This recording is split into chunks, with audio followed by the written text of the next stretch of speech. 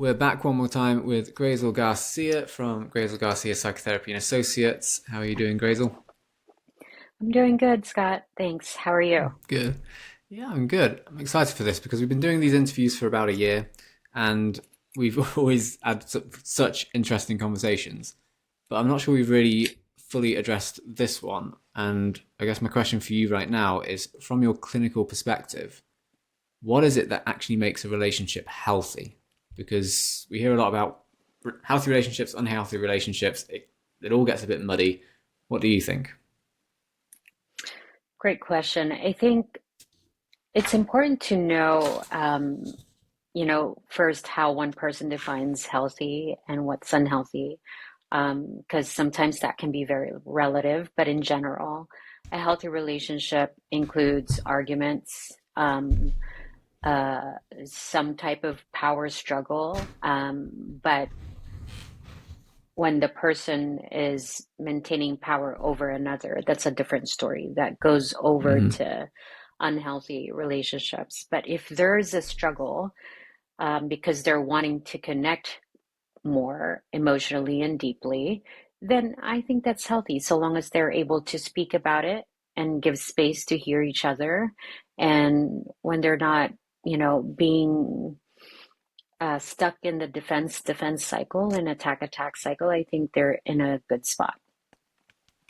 Yeah, and it's really interesting to hear that in a healthy relationship, there's a power struggle. Can you go into that in a bit more detail? Yeah, I think there's something healthy about having power, right? It helps us with feeling confident about ourselves. It tells us that we have a stronger identity.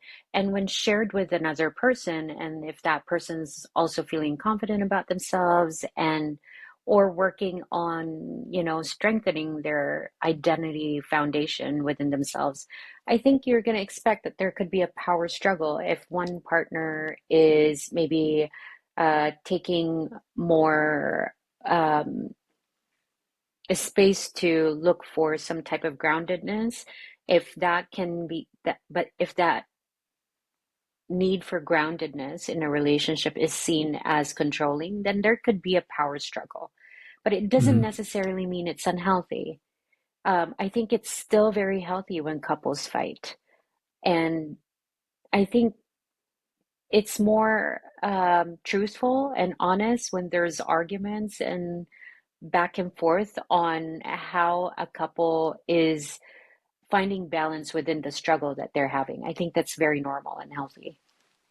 Yeah, and when you're in session with a couple, is that the type of thing that you're looking for to determine? Okay, are these guys healthy emotionally? Are they okay with each other or not? Is it how they handle conflict? Absolutely. It's part of the assessment is how partners in each relationship handle conflict and how Mm-hmm. they handle struggles within the conflict, how they move away from each other, and when do they actually come close to connection again, if they do. Mm-hmm. Those Is are there kind anything of else? the broad strokes that we kind of, paint at the Yeah, beginning of the work. yeah. And is there anything else that you'd see in the room that would indicate that this couple is engaging in an emotionally healthy way?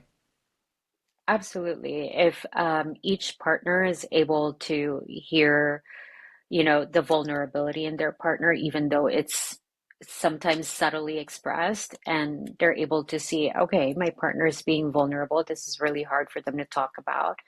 And if that partner, the receiving partner, is able to sit and not go into a reactive response, I would say that's pretty healthy. Mm-hmm. When partners are able to do that and not engage in impulsive or reactive reactions or reactive responses, then that means they're able to sit with their own discomfort when things are distressful. Mm-hmm. And that's obviously a much better place to be than having to lash out because you're not comfortable sitting in those feelings. Um, Yeah. I'm kind of curious how boundaries factor in here as well, because we know it's important to have boundaries to have a good relationship with someone. But if you have too many boundaries in place, then your guard's up too much and it actually creates emotional distance. So, how do you differentiate healthy boundaries from, I guess, unhealthy ones? Healthy boundaries include identifying your feelings, understanding where your partner is coming from, and respecting that versus criticizing it, and asking for what you need. That's Hmm. what healthy boundaries are. And it's for you, not to control the other person. Boundaries are not for the other person, it's for you. Yeah. You're setting your own boundaries. And I think it's also really important that you come ready for the boundaries that you're setting are not always going to be met.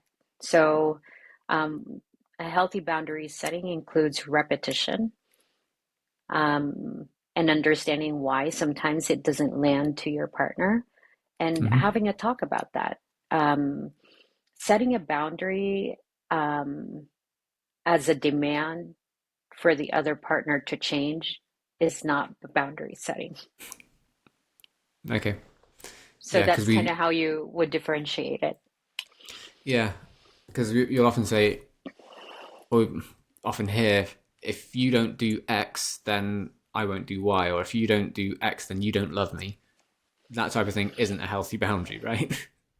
Um, yeah, it's looking at what's not working and personalizing what's not working. It's not a Mm, boundary. mm. Yeah, and I guess in that kind of dynamic, let's say someone says, if you don't do X, then you don't love me. Is that where it kind of veers into what people call a toxic relationship? No, not necessarily. I wouldn't say so. I think it's in general, when we're activated, it's actually also a normal response for us to not immediately go to being assertive, because that's not reflexive for any of us. It takes Mm, practice to be assertive, to be able to name your feelings, to be able to understand your partner, and to be able to ask for your need. That's not reflexive. That takes a lot of practice. What's more expected is that couples, when they fight and if they feel hurt, that they will go and look at what's not working, because mm, biologically we respond to threat, and knowing what the threat is going to move us towards a direction on how to protect ourselves. Either we fight, we fly away from the situation or withdraw, or we freeze. So some couples will fight about that, and they'll say, well, I told you about taking care of the dishes so many times and you didn't do it, so that means you don't really care about me. You will hear that very often, but I wouldn't consider that as toxic. mm. That's a typical argument. Yeah. So, what sort of behaviors do veer into that sort of toxic territory? If we look at what toxic means, it has to be something that really messes you up internally. Hmm. So if there's arguments that become a pattern where it's making you very emotionally and mentally sick, then I would say that's a very toxic relationship. Hmm. Yeah. And final question on that, because I think there's a really interesting interplay, which I know you deal with a lot, between cultural expectations and what one person's cultural background sees as acceptable and another person's sees as unacceptable. And I think that can interplay with like what is considered toxic and what isn't sometimes. Um, so how do those kind of cultural issues, background issues interact with those ideas of relational health? Can we have another session about this? It's really important because I can talk about this for hours. But to answer your question in a more succinct way, I think the interplay of culture, race, socioeconomic status is something so important to understand that it does affect relational health, but it doesn't necessarily mean it affects relational health in a bad way. Mm-hmm. I think it's really important to look at the value system each person carries, and if those values are going against their if they're not, if a person is not behaving that's aligned in their values, then you're going to see a struggle. So if there's cultural values that are interwoven in the dynamic and maybe it's not being addressed or not being seen, then it can create a struggle. Um, Mm. but can they talk about it? Absolutely. Can they find support in talking about sensitive topics surrounding culture, race, gender, sexual orientation, religion? Absolutely. I think it needs to be talked about. But do you need maybe someone to help you with that if you're not used to talking about it? Mm. Yes, absolutely. I don't know if I answered your question. Yeah, It's it's a really tricky thing, and I appreciate we don't have a lot of time to get into it right now. It's just I know, talking to friends and things, you've got someone from one culture and they say, oh, this person's so rude, and then the other person thinks, oh, it's just that's just how they communicate. Stereotypes like Latinos can be quite fiery and almost mm-hmm. aggressive, but that's just part of the culture. Yes. um, and that doesn't mean they're being aggressive. I remember the scene on, I think it's Modern Family, where Gloria's just like yelling down the phone at her sister or something, and then the husband goes, "Hey, what were you talking about?" He says, "Oh, she was just telling me about her day. She's fine." It's just like a normal Uh, conversation. right, Yeah. right. No, I understand. I think differing opinions exist, different ways of presenting ourselves exist on a daily interaction. I think being able to understand that we're all very different is going to pave the way in creating more of a harmonious relationship with that person.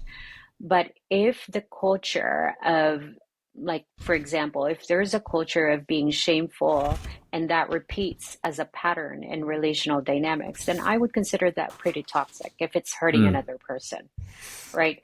If the cultural value is that they're very direct in their approach, okay, let's look at it as a cultural value. And at the same time, how is the other person that's not from the same culture affected by that cultural value? Mm. Right? Yeah. And if they're affected by it in a way that's hurting them, then I think it's good to talk about that so that there can be a balance. Yeah. And there's the recognition that we're not all the same, and Yes. sometimes these are why people don't fit well together, or one of the reasons. Hmm. But yeah, that's absolutely something we need to get into in a lot more detail. So we'll leave it there for today, and I'll speak to you again soon. Okay. Thanks, Scott.